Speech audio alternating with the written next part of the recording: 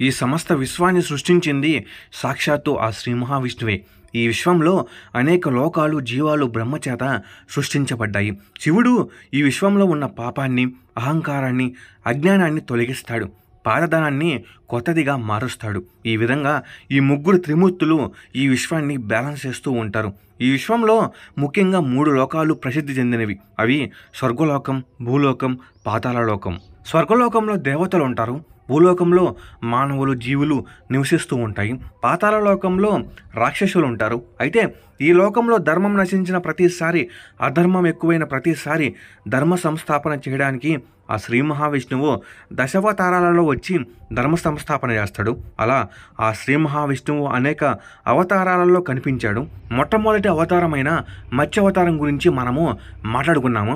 ఈ వీడియోలో శ్రీ మహావిష్ణువు యొక్క 2వ అవతారమైన కూర్మ అవతారం గురించి మాట్లాడుకుందాం. మన హిందూ పురాణాలలో చాలామంది దివ్యమైన ఋషులు ఉన్నారు. అందులో అతి శక్తివంతమైన మహర్షి గురించి మాట్లాడుకుందాం. దుర్వార్షి మహర్షి. ఈయనకు ఎవరికి లేనంత మరియు ఎక్కడ మనము చూడనంత కోపం ఉంటుంది. ఈ దుర్వార్షి మహర్షితో మాట్లాడాలి అంటే చాలా భయపడేవారు, అది ఎవరైనా సరే. ఎందుకంటే ఏదైనా తప్పుగా మాట్లాడితే చాలు ఇంకప్పుడే శాపం పెట్టేస్తాడు. ఒక అప్సరస అతనికి శ్రీ మహాలక్ష్మి ఆశీర్వాదం ఉన్న దివ్యమాలనైతే ఇస్తుంది. అయితే దుర్వార్షి మహర్షి ఆ మాలను తీసుకువెళ్ళి ఇంద్రుడికైతే ఇస్తాడు. ఎందుకంటే ఇంద్రుడు దేవతలలో అధిపతి, అత్యంత శక్తివంతుడు కాబట్టి ముందే ఇంద్రుడికి బాగా బలుపు ఎక్కువ, అంటే తానే దేవతల రాజని గర్వం ఎక్కువ. ఆ మాలను తన ఐరావతం మెడలో అయితే వేస్తాడు. అయితే మన ఇంద్రుడి కంటే మించింది ఈ ఐరావతం.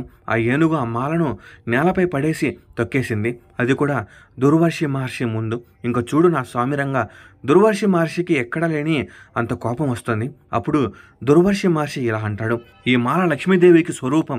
నీ గర్వం వల్ల నీవు దీన్ని అవమానించావు. నీ అహంకారానికి శిక్ష తప్పదు. మీకుండే శక్తి, ఐశ్వర్యం, విజయం అన్నీ నశిస్తాయి. ఇలా ఈ దుర్వార్షి మహర్షి ఇంద్రుడిని మరియు దేవతల్ని మరియు స్వర్గలోకాన్ని శపిస్తాడు. ఈ విధంగా ఇంద్రుడు తన పూర్తి శక్తిని అయితే కోల్పోతాడు. ఇంద్రుడితో పాటుగా దేవతలు అందరూ కూడా తమ పూర్తి శక్తిని అయితే కోల్పోతారు. ఇదే మంచి సమయం అనుకున్న అసురులు దేవతల మీద యుద్ధం చేసి వాళ్ళను ఓడించి స్వర్గలోకాన్ని తమ సొంతం చేసుకుంటారు. అలా అసురులు 3 లోకాలనైతే పాలిస్తారు. భూమిపైన ఇంకా స్వర్గలోకంలో రాక్షసుల యొక్క అరాచకాలు ఎక్కువైపోతాయి. ధర్మం ఏంటి, అధర్మం ఏంటి అని తెలుసుకోకుండా ప్రవర్తిస్తారు. తెలుసుగా ధర్మం నశించి అధర్మం ఎక్కువైనప్పుడు ఖచ్చితంగా అతను తిరిగి వస్తాడు. స్వర్గలోకంలో తమ ఆధిపత్యాన్ని మరియు శక్తులు కోల్పోయిన దేవతలు అందరూ కుయ్యో మొర్రో అంటూ శ్రీ మహావిష్ణువు దగ్గరికైతే వెళ్తారు. వెళ్ళి జరిగిన విషయం మొత్తం చెప్తారు. అప్పుడు ఆ శ్రీ మహావిష్ణువు ఇలా అంటాడు, దుర్వార్షి మహర్షి యొక్క శాపం అనేది చాలా శక్తివంతమైంది. దాన్ని మనము వెనక్కి తీసుకోలేము. మీరు ఒక పని చేయండి. మీరు మీ శక్తిని తిరిగి పొందాలంటే మీరు సముద్ర మదనం చేయాలి. ఇందులో అమృతం ఉంటుంది. ఇది మీ శక్తులను అయితే తిరిగి తీసుకొస్తుంది. దీనిలో అసురులు కూడా పాలు పంచుకోవాలి. అంటే దేవతలు మరియు అసురులు కలిసి సముద్ర మదనం చేయాలి. అంటే పాల సముద్రాన్ని లేదా క్షీరసాగరాన్ని చిలకాలి. అయితే దేవతలు ఎలాగోలా అసురులను అయితే పాల సముద్రాన్ని చిలకడానికి ఒప్పిస్తారు. ఇంకా అమృతం అంటే ఎవరికైనా ఆశనే కదా. అసురులు అందరూ కూడా ఎలాగైనా అమృతాన్ని సాధించి అమరులు కావాలని చూస్తూ ఉంటారు. అప్పుడు అసురులు ఇలా అనుకుంటారు, దేవతలతో కలిసి పాల సముద్రాన్ని చిలకడంతో అమృతం అనేది బయటకు వస్తుంది. ఇంకప్పుడు దేవతలు ఆ అమృతాన్ని తీసుకోలేరు. ఎందుకంటే వాళ్ళు వాళ్ళ శక్తిని పూర్తిగా అయితే పోగొట్టుకుని ఉంటారు. ఇంకా అసురులు శక్తివంతులు కాబట్టి వాళ్ళు ఆ అమృతాన్ని దక్కించుకోవచ్చు. ఇంకా దేవతలు, అసురులు పాల సముద్రాన్ని చిలకడానికి కవ్వంగా మందన పర్వతాన్ని ఉపయోగిస్తారు. ఆ మందన పర్వతాన్ని చిలకడానికి తాడు కావాలి కదా. అప్పుడు దేవతలు పాములకు రాజైన వాసుకిని తాడుగా ఉండమని ఒప్పిస్తారు. అలా మందన పర్వతాన్ని కవ్వంగా, వాసుకి పామును తాడుగా చేసి పాల సముద్రంని దేవతలు మరియు అసురులు చిలకడం మొదలు పెడతారు. అసురులు వాసుకి పాము తల పక్క నుండి లాగితే దేవతలు వాసుకి పాము తోక పక్క నుండి నిలబడి లాగుతారు. అలా ఈ ఇద్దరు పాల సముద్రాన్ని చిలుగుతూ ఉంటారు. అయితే వీళ్ళు మందర పర్వతాన్ని పాల సముద్రంలో చిలుగుతూ ఉంటే ఆ మందర పర్వతం బరువుకు కిందకి మునిగిపోతూ ఉంటుంది. అంటే చిలకడానికి కింద సపోర్ట్ ఉండదు. ఇంకప్పుడు ఆ శ్రీ మహావిష్ణువు కూర్మ అంటే తాబేలు అవతారంలో వచ్చి పాల సముద్రంలో మందర పర్వతం కింద సపోర్ట్గా ఉంటాడు. అలా ఆ పర్వతం మునిగిపోకుండా బాగా స్టాండర్డ్గా ఉంటుంది. ఇంకా అప్పుడు దేవతలు, అసురులు పాల సముద్రాన్ని ఇంకా బాగా చిలకడం స్టార్ట్ చేస్తారు. అలా ఈ 2 సమూహాలు పాల సముద్రాన్ని చిలుకుతూ ఉండగా మొదటిగా ఆ పాల సముద్రం నుండి హలాహలా అనే ఒక భయంకరమైన విషం అయితే బయటకు వస్తుంది. ఈ విషం ఎంత చెడ్డదంటే దేవతలు, అసురులు అందరూ కింద పడిపోతారు. ఈ హలాహల విషం వల్ల విశ్వంలో ఉన్న ప్రతి ఒక్క జీవి చనిపోవడానికి సిద్ధంగా ఉంటుంది. ఎవరికి ఏమి చేయాలో అర్థం కాదు. ఇంకప్పుడు అందరూ ఆ శివుణ్ణి అయితే వేడుకుంటారు. ఇంకప్పుడే ఆ పరమేశ్వరుడు కైలాసం నుండి ఆ పాల సముద్రం దగ్గరకు వచ్చి ఆ హలాహల విషయాన్ని త్రాగుతాడు. ఆ విధంగా శివుడు ఈ విషపూరితమైన విషం నుండి ఈ విశ్వాన్ని రక్షిస్తాడు. అలా శివుడు కాస్త నీలకంఠుడిగా అయితే మారతాడు. మీరు శివుడిని గమనిస్తే ఆయన గొంతు కింద బ్లూగా ఉంటుంది. ఈ విషయాన్ని తాగడం వల్ల ఆయనకు అలా వస్తుంది. ఇంకా వెంటనే మళ్ళీ దేవతలు, అసురులు పాల సముద్రాన్ని చిలకడం ప్రారంభించారు. ఈ విధంగా ఆ పాల సముద్రం నుండి కామధేనువు, సూర్యుడు, చంద్రుడు, ఎంతోమంది అప్సరసలు బయటకు వస్తారు. అలాగే లక్ష్మీదేవి కూడా బయటకు వస్తుంది.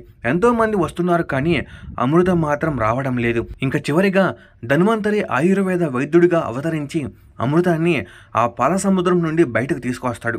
ఇంకా వెంటనే అసురులు ఆలస్యం చేయకుండా ఆ అమృతాన్ని దేవతల నుండి లాక్కుంటారు. అలా అసురులు ఆ అమృతాన్ని సేవించడానికి సిద్ధమవుతారు. ఆ సమయంలో దేవతలందరూ కలిసి ఆ శ్రీ మహావిష్ణువుని ప్రార్థిస్తారు. ఆ సమయంలో అక్కడికి ఒక అందమైన అమ్మాయి అయితే వస్తుంది. ఈ సమస్త భూమండలంలో ఇలాంటి అందగతిని ఎప్పుడు మనం చూసుంటాం. ఈమె యొక్క అందాన్ని చూడగానే అసురులు అన్నీ మర్చిపోతారు. ఎలాగైనా ఆ సౌందర్యవతిని తమ సొంతం చేసుకోవాలని అనుకుంటారు. ఆ సౌందర్యవతి పేరు మోహిని. అప్పుడు మోహిని వాళ్ళతో ఇలా అంటుంది, నేను మీ అందరికీ ఈ అమృతాన్ని సమానంగా పంచుతా, నాకు ఇవ్వండి. ఇంకా అన్నీ మర్చిపోయి మోహిని మాయలో పడ్డ అసురులు ఆ అమృతం ఉన్న కుంభాన్ని మోహినికైతే ఇచ్చేస్తారు. అలా మోహిని అసురులను మాయ చేసి, అంటే వాళ్ళకు అమృతం పోస్తున్నట్టు నటించి మొత్తం అమృతాన్ని దేవతలకైతే సమానంగా పంచుతుంది. అయితే ఈ మోహిని ఎవరో కాదు, ధర్మాన్ని కాపాడడానికి వచ్చిన ఆ శ్రీ మహావిష్ణువే. అయితే మోహిని దేవతలకు అమృతాన్ని పంచే సమయంలో తను చేస్తున్న మోసాన్ని గ్రహించిన ఒక రాక్షసుడు, అతని పేరు స్వర్వభాను, దేవతల మధ్యలో వెళ్ళి కూర్చొని అమృతాన్ని అయితే తాగుతాడు. ఈ విషయాన్ని సూర్యుడు మరియు చంద్రుడు కనుక్కుని మోహిని రూపంలో ఉన్న శ్రీ మహావిష్ణువుకైతే చెబుతారు. ఇంకప్పుడే ఆ శ్రీ మహావిష్ణువు తన సుదర్శన చక్రంతో ఆ రాక్షసుడి యొక్క తలనైతే నరికేస్తాడు. అయితే అమృతాన్ని తాగడం వల్ల తల మొండెం బ్రతికే ఉంటాయి. అతను అమృతాన్ని తాగినందువల్ల అతని తల రాహువుగా, శరీరం కేతువుగా అయితే మారిపోతాయి. ఆ తర్వాత రాహు తన గురించి బయటపెట్టిన సూర్యుడు మరియు చంద్రుడిపై కక్ష పెంచుకుంటాడు. రాహు చంద్రుడిని మింగే ప్రయత్నం చేస్తాడు, కానీ ఆయన శరీరం లేకపోవడం వల్ల చంద్రుడు మళ్ళీ బయటకు వస్తాడు. ఇదే చంద్రగ్రహణంగా మనకు కనిపిస్తుంది. ఇంక ఇది శ్రీ మహావిష్ణువు యొక్క 2వ అవతారమైన కూర్మ అవతారం. శ్రీ మహావిష్ణువు యొక్క 3వ అవతారమైన వరాహ అవతారంతో నెక్స్ట్ వీడియోలో మనం కలుసుకుందాం. అలాగే ఈ వీడియో మీకు బాగా నచ్చినట్టయితే లైక్ చేయండి, షేర్ చేయండి, సబ్స్క్రైబ్ చేసుకోండి. నేను మీకు కోరేది ఒక లైక్, సబ్స్క్రైబ్ మాత్రమే. Okay, bye guys. జై శ్రీరామ్, జై హింద్.